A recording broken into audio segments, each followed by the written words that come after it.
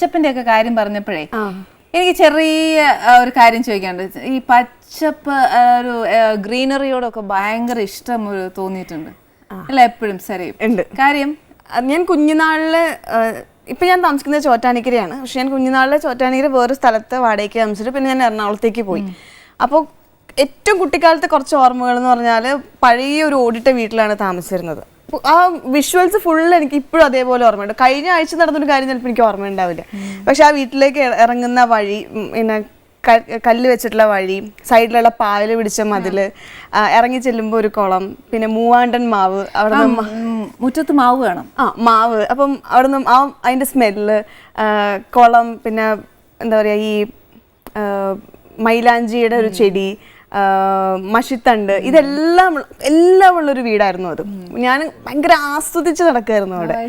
അച്ഛനും അമ്മയും കുഞ്ഞുനാളിലെ അവള് മണ്ണിലൊക്കെ കളിച്ച് വളരട്ടെ അങ്ങനെയൊക്കെയുള്ള ഒരു രീതിയായിരുന്നു. ഭയങ്കരമായിട്ട് എനിക്ക് തോന്നുന്നു ഇത്ര പ്രകൃതിയെ ഇത്രയും ഇഷ്ടപ്പെടുന്നോണ്ടായിരിക്കും താൻ ഒരു ഷോർട്ട് ഫിലിം തന്നെ അതിനെ ബേസ് ചെയ്ത്. പിന്നെ എനിക്കത് മിസ്സായി. ഞാൻ എറണാകുളത്തേക്ക് പോയപ്പോൾ ഇതൊന്നും ഇല്ലാതെ ഫസ്റ്റ് ഫ്ലോറിൽ ഒരു വീട്ടിലും റോഡിന് നടുക്ക്. അപ്പം ആ പ്രായമല്ല, അപ്പൊ ഭയങ്കര സങ്കടമായി എനിക്ക്. പുറത്തിറങ്ങാൻ പറ്റില്ല, കളിക്കാൻ പറ്റുന്നില്ല.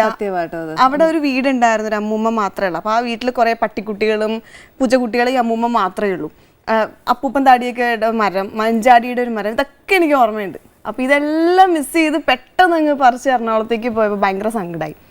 അന്ന് മുതൽ എനിക്ക് പച്ചപ്പ് അല്ലെങ്കിൽ പഴമ എന്ന് പറഞ്ഞ കാര്യങ്ങളോടൊക്കെ ഭയങ്കര ഇഷ്ടമാണ്. ഭയങ്കര ഇഷ്ടമാണ്. ഞാനിപ്പോ ലൊക്കേഷനിൽ പോയാലും ഞാൻ കുറച്ച് പ്രായമായിട്ടുള്ള മുതിർന്ന ആക്ടേഴ്സ് ഒക്കെ ഉണ്ടെങ്കിൽ അവരുടെ അടുത്തൊക്കെ പോയി പഴയ കഥകളൊക്കെ കേൾക്കുക, അങ്ങനത്തെ കാര്യങ്ങളൊക്കെ എനിക്ക് ഭയങ്കര ഇഷ്ടമാണ്. ഇപ്പത്തെ ജനറേഷനിലുള്ള പിള്ളേര് ഇങ്ങനെയൊക്കെ പഴമ ഇഷ്ടപ്പെടുക എന്നൊക്കെ പറഞ്ഞത് റയർ പീസാട്ടോ. ഔട്ട്ഡേറ്റഡ് ആണ് ആക്ച്വലി. എന്നിട്ട് അപ്പൊ അങ്ങനെയുള്ള ഒരു കാര്യത്തിൽ നിന്ന് ഞാൻ ആലോചിച്ച് വന്നപ്പം ഞാനൊരു ട്രാഫിക് സിഗ്നലിൽ നിൽക്കുമായിരുന്നു. അപ്പൊ ഞാൻ നോക്കിയപ്പോൾ സിഗ്നലിൽ പച്ച വെയിറ്റ് ചെയ്ത് എല്ലാവരും നിൽക്കണം. അപ്പൊ ഞാൻ ഇപ്പുറത്തെ ഒരു ഫ്രണ്ടിനെ നോക്കിയപ്പോൾ അവള് ഫേസ്ബുക്കിൽ ചാറ്റ് ചെയ്യാണ്. ചാറ്റിന്റെ പച്ച സൈൻ ഉണ്ട്. അപ്പൊ ഞാനിങ്ങനെ ആലോചിച്ചപ്പോൾ ഇതാണ് ഇപ്പൊ എല്ലാവരും ലൈഫിലെ പച്ച എന്ന് പറയുന്നത്. അതല്ലാതെ ബാക്കി കുറെ പച്ചകൾ, കേരളത്തിന്റെ സ്വന്തമായ കുറെ പച്ചകൾ മിസ് ചെയ്യണമെന്ന് എനിക്ക് തോന്നി. അപ്പൊ അങ്ങനെ ചെയ്തൊരു അറ്റംപ്റ്റ് ആണ്. പിന്നെ എനിക്കൊന്ന് ഡയറക്ഷൻ അല്ലെങ്കിൽ സ്ക്രിപ്റ്റ് എന്നുള്ള രീതിയിൽ ഒന്ന് തുടക്കം കുറിക്കണം എന്നും ആഗ്രഹം ഉണ്ടായിരുന്നു. അപ്പൊ സ്ക്രിപ്റ്റ് ഒക്കെ ആരാ ചെയ്തത്? ഞാൻ തന്നെയാ. ഓ അത് ശരി, മെഡിക്കാന്നല്ലോ. ഇപ്പൊ ഡയറക്ഷൻ ഒക്കെ ഈ പറഞ്ഞ കൂട്ട് എളുപ്പമുള്ള കാര്യമല്ലല്ലോ. അപ്പം അതൊക്കെ ചെയ്യാൻ വേണ്ടിയിട്ടുള്ള കോൺഫിഡൻസ് ഒക്കെ ഞാൻ ആക്ച്വലി ഒരു പാമ്പേർഡ് ഡയറക്ടർ ആയിരുന്നു എന്ന് പറയാം. കാരണം അതിൽ കൂടെ വർക്ക് ചെയ്ത എല്ലാവരും എൻ്റെ ഫ്രണ്ട്സാണ്. അതിൻ്റെ ക്യാമറ ആയാലും ഇപ്പം എനിക്ക് വോയിസ് ഓവർ തന്നത് ഭാമയാണ്. അതിലൊരു സോങ് പാടിയത് അനന്യയാണ്. ഒരു ലിറിക്സ് എഴുതിയത് ഹരി എന്ന് പറഞ്ഞൊരു ഫ്രണ്ടാണ്. ക്യാമറ ചെയ്ത ഫാസിൽ എന്ന് പറഞ്ഞ സുഹൃത്താണ്. അപ്പം അങ്ങനെ ഒരു കംപ്ലീറ്റ് എല്ലാവരും എൻ്റെ ഫ്രണ്ട്സ് ആയിരുന്നു.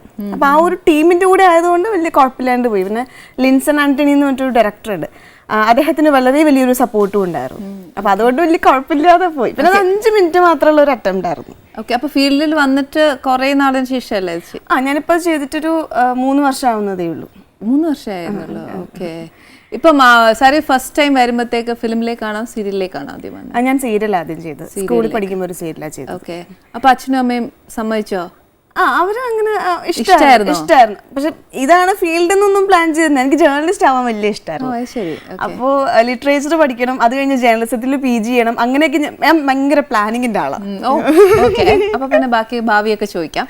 പറഞ്ഞോളൂ. അപ്പൊ അങ്ങനെ ആ റൂട്ടിലൊക്കെ പ്ലാൻ ചെയ്ത് പോവായിരുന്നു. പക്ഷെ പ്ലാനിങ് മുഴുവൻ തെറ്റി. +2 വെക്കേഷൻ ആയപ്പോഴാണ് ഞാൻ ഈ സീരിയൽ ചെയ്യണത്. പിന്നെ കോളേജ് ആയപ്പോൾ ഞാൻ വീണ്ടും അത് ഡിസ്കണ്ടിന്യൂ ചെയ്ത് 2 മാസമേ ചെയ്തുള്ളൂ. കോളേജിൽ പഠിക്കാൻ പോയി. പിന്നെ ഫൈനൽ ഇയർ ആയപ്പോഴാണ് ഞാൻ കപ്പൽ മുതലാളി എന്ന് പറഞ്ഞൊരു മൂവി പിഷാരിയുടെ കൂടെ ചെയ്യുന്നത്. ഓക്കെ. അങ്ങനെ പിന്നെ ഈ ട്രാക്കിലായി. പിന്നെ ആ ട്രാക്കിലോട്ട് അങ്ങ് വീണു. അതെ. ഇഷ്ടല്ലേ? അപ്പം അച്ഛൻ എന്തോ പറഞ്ഞു? അച്ഛൻ ഭയങ്കര സന്തോഷമായിരുന്നു. ഇപ്പൊ മരിച്ചിട്ട് 3 വർഷം ആവുന്നു. അച്ഛൻ ഭയങ്കര സപ്പോർട്ടായിരുന്നു. അച്ഛന് ഇഷ്ടമായിരുന്നു.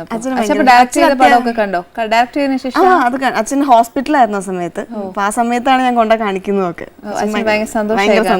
എത്രയായാലും മോള് മിടിക്കായി വരുന്ന കാണുമ്പോ എത്രയായാലും അച്ഛനും അമ്മയ്ക്ക് സന്തോഷമായിരുന്നു. സാരി ഭയങ്കരമായിട്ട് ഒബ്സർവ് ചെയ്യും അല്ലേ? Each and everything. അപ്പൊ ഈ ക്യാരക്ടർ ഒക്കെ ചെയ്യുമ്പോഴത്തേക്കും അത് ഒരു ക്യാരക്ടറിന് വേണ്ടിയിട്ട് പക്ഷെ എനിക്ക് ഇതുവരെ അങ്ങനെ ഒരു ഹോംവർക്ക് ചെയ്യേണ്ടതൊക്കെ ഒരു നല്ലൊരു ക്യാരക്ടർ വന്നിട്ടില്ല എന്നുള്ളൊരു വിഷമമുണ്ട് എനിക്ക്. അങ്ങനെ ഒരു ക്യാരക്ടർ ഉണ്ടോ?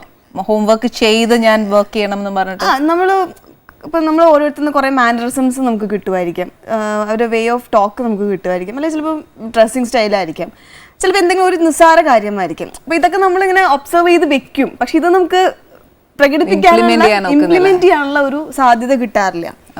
അപ്പൊ നമ്മള് കുറച്ചൊന്ന് ആ സാധനം രജിസ്റ്റർ ചെയ്യാൻ നമുക്ക് പറ്റണം. നമ്മളൊരു ഷോർട്ടിൽ ചെയ്തിട്ട് ഇത് കാര്യമില്ലല്ലോ.